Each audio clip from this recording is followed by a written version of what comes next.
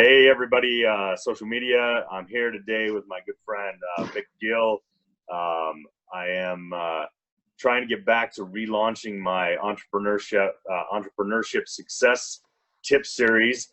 During COVID, I've literally had no time to dedicate to this, and so it's been on the back burner. But here we are, getting started back up, and I wanted to begin to kind of transition this series into tips and formulas that I think are very helpful to businesses, particularly right now under the current business conditions that COVID has created.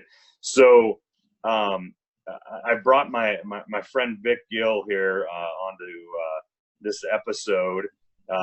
Vic, is founder of STRT, a really cool startup concept and company.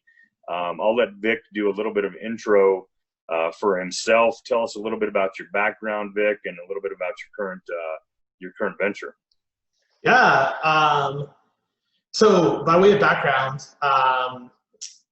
I've been in entrepreneurship, product development, and startups for most of my professional life. And actually, when I look at life in the rearview mirror, I've been doing it most of my life in general. I've always loved creating things, building solutions, generating customers, and being involved in revenue generating activities. And the project that I'm working on right now is a business called STRT.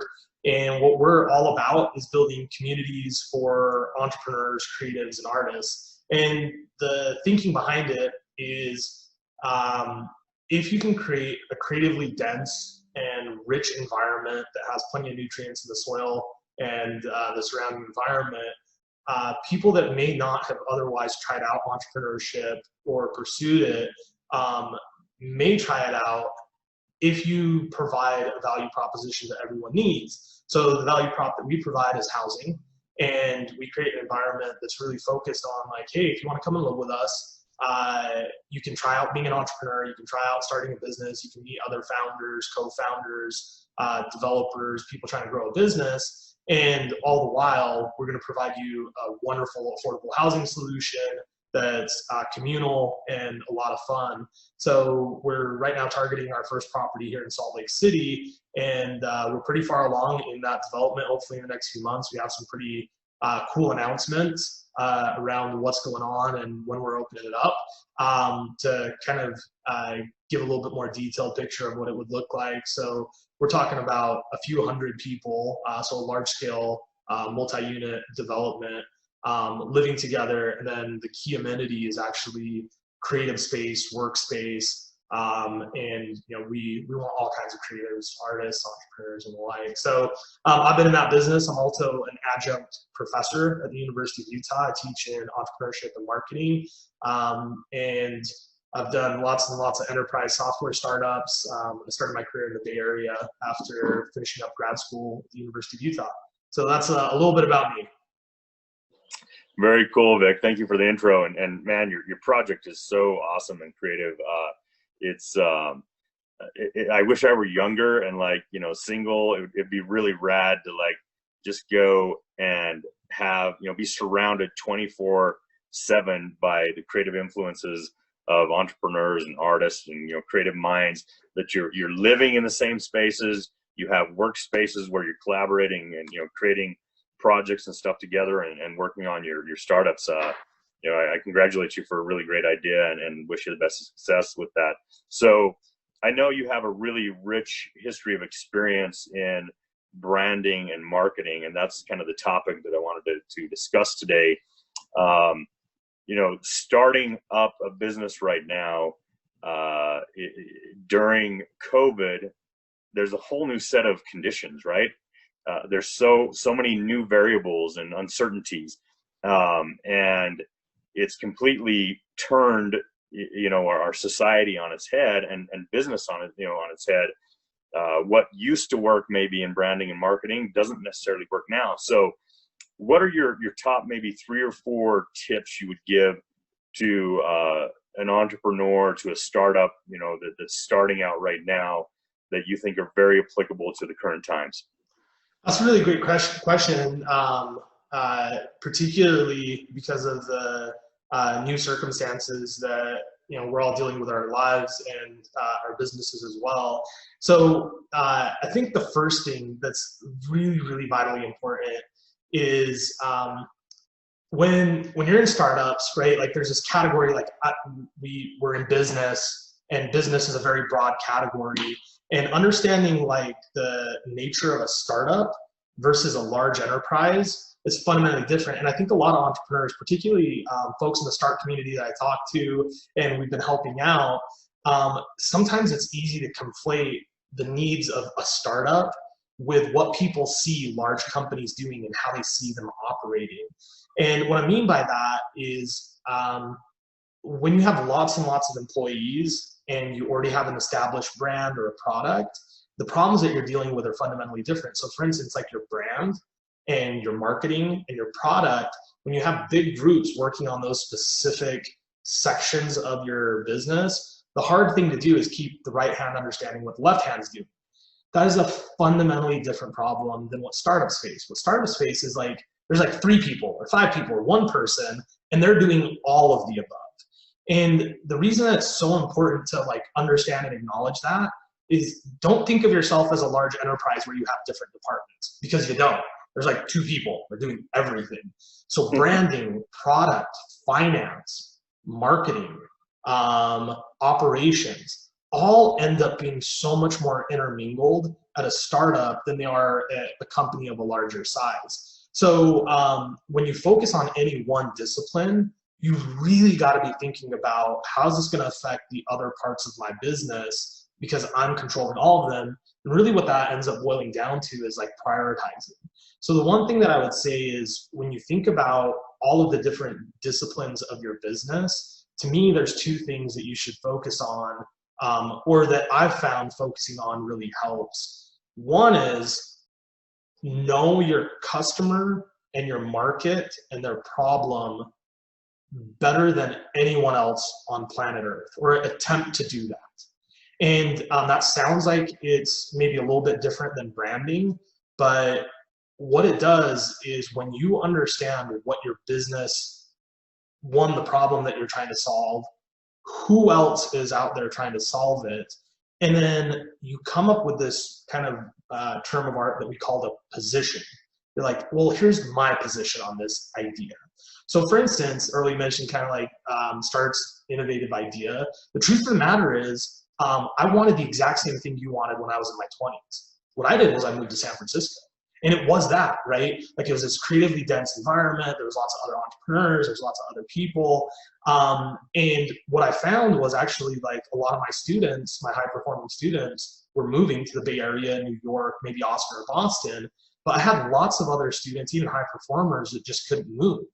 So I knew that there was this market, and I knew what they cared about, and I knew what they wanted out of life. And I remembered and still have those feelings, and I can relate to them. I can empathize and sympathize with their situation. And the position we took was everyone should have access. It shouldn't be geographically bound. And to the extent we can make it so it's unbound by your finances, that's STRT's position. We love entrepreneurship. We love the idea that creating value can be good for everyone involved. It can create gainful employment. It can grow the economy. It can deliver value and wonderful experiences. Once we understood the people that we wanted to help, we understood what their alternatives were, and their alternatives also include living at home, getting a co-working space, not doing anything at all, like giving up. So once you start really deeply understanding your customer, the next thing you can do is develop a position. Then building out a brand or an advertising campaign is much, much easier. Because most people, and I think all of us are experienced to this, we see advertising around us all the time, right? Social media advertising, video campaigns, television, product placements. So we're really familiar with it. And we have a good understanding of what it feels like and looks like. the thing about it is the stuff that ends up on your screen that's really, really good didn't start with an idea of what was going to be on the screen. It starts with a concept of like, well, here's the position of the business. So the second tip that I would give is authenticity. And the reason that that's so important is because in an environment where you're going to be putting out messaging, right, and you have a position, if you are not really consistent in your position, people sniff that out so fast. Like they figure out like, hey, this company will say whatever it takes to get this customer, and say 180 degrees the opposite to get this customer, and brand equity just like goes down the drain. So when you figure out what your position is, you need to be okay with some people not loving your position, right? Products that have fandom around them, like everybody has a sense of this, like there's people that love those products, and then there's people that absolutely hate them, right? We also experience this with brands in sport, right? Like, you know, people loved and hated the Jordan era Bulls. People love and hate the Patriots, right? People love and hate Messi, Ronaldo, whatever. And the reason is because that emotional response is what you want to get out. And if it cuts a few people one way and some the other way, that's fine. And actually the empirical evidence and the data suggests that if you have a lot of brand loyalty, it's more valuable to have a long customer lifetime value, people that will buy your phone when it comes out, and then your watch, and then your earphones, and then your TV, and maybe your car. That's more valuable than selling an extra 10 widgets up front, because that customer lifetime value is extremely valuable. So I'd say the second one is like, you know, once you figure out what your position is as a company, be authentic. And we still haven't talked about developing a brand or advertising yet, right? And then the third tip that I'd say that is vitally important when you're thinking about your business is, how does your product fit your position, right? And it's much easier to relate your product to your position than sometimes relating your product to your marketing or your product to your advertising, right? Because advertising is all about, you know, funnels, conversions, and there's good tools to track the empirical evidence around how you're performing. But that stuff only really works like in a hypercharged way if your position is spot on and you're saying the words that your customers care about and you're empathetic to where they're at. And one of the big parts of that is delivering your message in a place that your market, that your key buyer user persona, one, wants to hear it, and two, was maybe searching for it, right? There's no better advertisement than when someone searches for, I need lined paper, and lined paper shows up, because it was that persona's need, you delivered the right response at the right time, and you didn't invade their very little space of not being marketed to. So, you know, I think when you can kind of nail those things down, being really empathetic, understanding your buyer and user persona, figuring out what makes your position unique. And, you know, I think the way that I describe it to others is figuring out your why. So kind of classical Simon Sinek, start with your why. Once you know your why and you know your customer's why, you kind of intersect those two things, you'll get a really strong position. Provided that there's a market need for that and you're creating some value, you can take that position and create a brand from it. So I'll tell you a little bit about the story of our brand, right? So the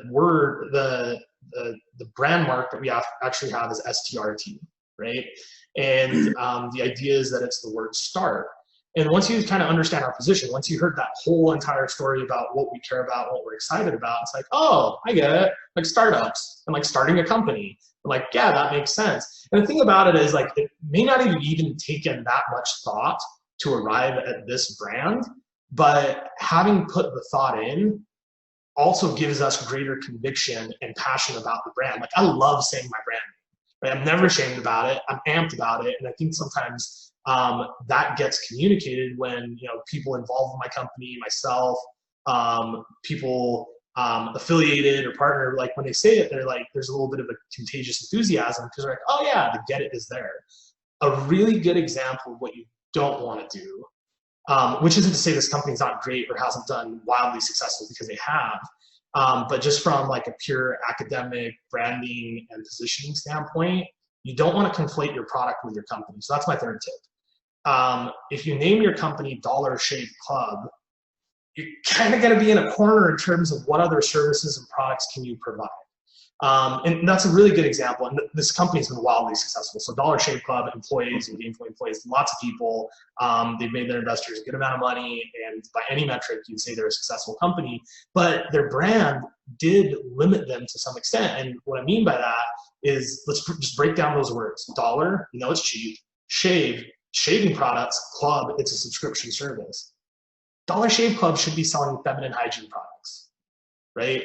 They should be selling robes. And I mean, they already do. They sell like bathroom wipes and other products. But what their brand becomes synonymous with is one specific product. And this is actually like, even in some of the biggest, best companies that we've all heard of. Apple used to be Apple Computer. They rebranded to just Apple. Uber used to be Uber Cab. They rebranded to just Uber. And it's a lot easier if you kind of figure out what your position is broadly than up front, than trying to like claw that back. Uber and Apple are easily able to kind of claw back and just remove a word. Harder for Dollar Shave Club to do that, right? It's going to be a little bit more difficult. So once you figure out your market and your position, when you come up with how you're going to brand the company, it's important to leave yourself some room to grow into other product lines. And for most startups, the thing that people really do get very, very quickly is like, well, here's my product. So I'm going to name the company that, right? Which is fine, but it does kind of limit your ability to grow the brand into something more. And the one thing that maybe my fourth tip, and maybe the most important, is if you're an entrepreneur or you're in startups, shit is always changing. Like, don't ever think that you have stuff figured out. Don't be comfortable that you know what's going to happen next. And don't dwell too long on what you did last month, whether it was awesome or terrible, right? Because as much time as you spend looking in the rearview mirror, you're taking your eyes off the road. And when you're at a startup, stuff is coming fast. And you just really don't have the time to think like, oh man, I spent all this time last month researching multiple product lines, and when I should have been doubling down on my primary product line. Or, hey, I got this huge sale and I'm crushing it. It's time to take it easy. When you don't have a lot of resources, when the team is small in numbers, and conditions, as we've all learned with COVID, can change rapidly, you've got to keep kind of trudging forward. And maybe that's my big takeaway around COVID and kind of the economic conditions and this continuously changing world that we're living in is there's never been a better time to be an entrepreneur. There's never been lower risk, and the rewards are great. And it's not just starting the next Qualtrics or Facebook and being on the cover of a magazine. It's gainfully employing 10 people, 100 people, maybe 1,000 people. It's building yourself. I'm yet to meet someone that endeavored to be an entrepreneur and didn't learn a lot from the experience that benefits them. I think it really changes your kind of mental capabilities in general problem solving, just because you do have to do so many things simultaneously, and it's not for everyone. But here's my fundamental problem with, it's true that it's not for everyone, but the thing that I run into that kind of makes me think twice is, if and when you could go to a shopping mall and you could grab 10 people, you ask them like, how good are you at basketball, or how good are you at soccer? Every one of those 10 people will be able to tell you like, oh, I'm terrible, or I played a little bit, I played college, I played with my friends intramural. But more often than not, like the majority of those people can tell you how good they are. They have a self-concept of their capability. That's the same 10 people. How good are you at startups, or how good are you at being an entrepreneur? And many of them will have no idea.